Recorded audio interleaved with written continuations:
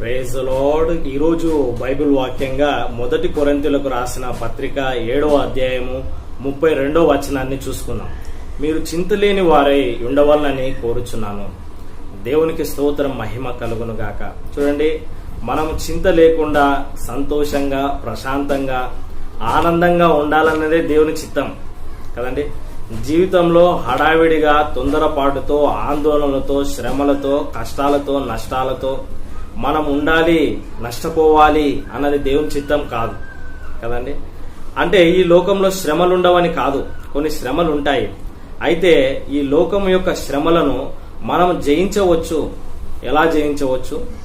యేసుక్రీస్తు ద్వారా మనం జయించవచ్చు. లోకమును జయించు విజయము మన విశ్వాసమే. ప్రభునందు విశ్వాసం ఉంచడం ద్వారా మనము లోకమును జయించవచ్చు. లోకంలో మీకు శ్రమ కలుగును, అయినను ధైర్యం